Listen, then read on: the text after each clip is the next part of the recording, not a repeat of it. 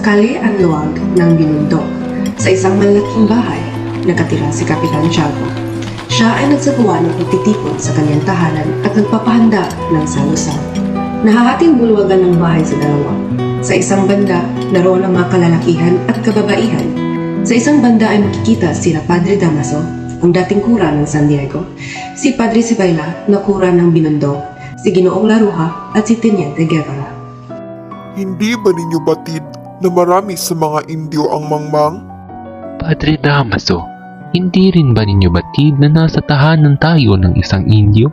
Maaring masaktan mo si Kapitan Tiago. Biglang natigil ang usapan nang dumating si Kapitan Tiago kasama si Crisostomo Ibarra. Mga kaibigan, ikinagagala kong ipakilala sa inyo ang dahilan ng pagsasalong ito. Ang anak ng nasira kong kaibigan, si Don Crisostomo Ibarra. Kararating lamang niya mula sa Europa.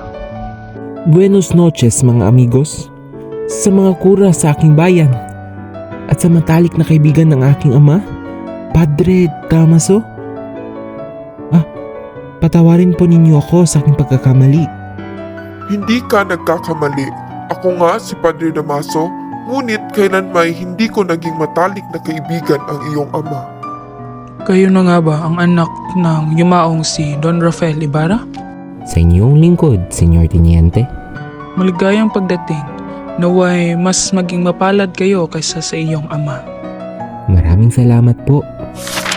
Sa hapagkainan, Senyor Ibarra, sa halos 7 taon ninyong pamamalagi sa ibang bansa, anong pinakamahalagang bagay ang nakita niyo?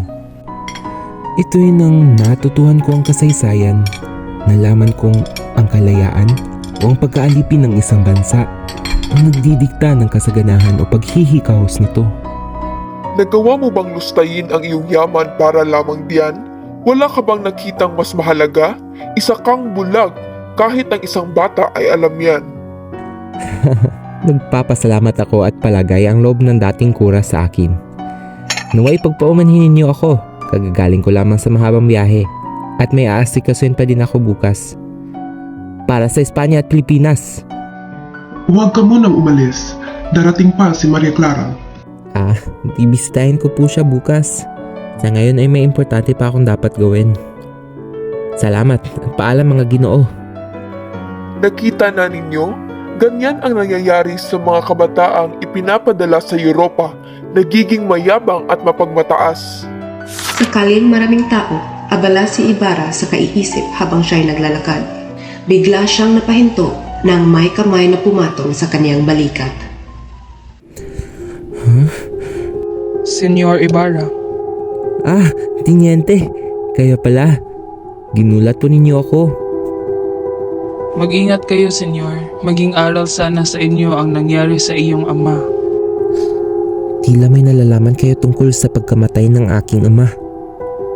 Maaari ba ninyong sabihin sa akin? Wala ba kayong nalalaman? Sa pagkakaalam ko, namatay ang iyong ama sa loob ng bilangguan. Sa bilangguan? Nakulong po ang aking ama? Hindi kaya kayo nagkakamali lamang? Hindi ako maaaring magkamali. Ang iyong ama ay namatay sa bilangguan.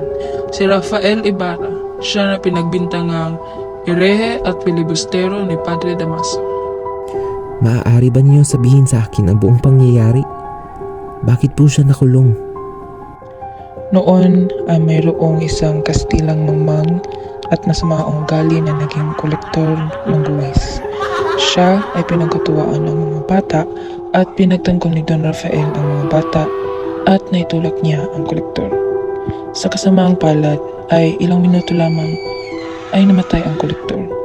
Dahil dito ay hinuli ang iyong ama at ikinulong. Tinakwil siya ng lahat at pinagbintangan ng kung ano-ano.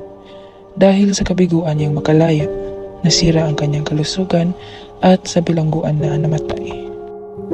Salamat sa pagbahagi ng impormasyong ito, Teniente.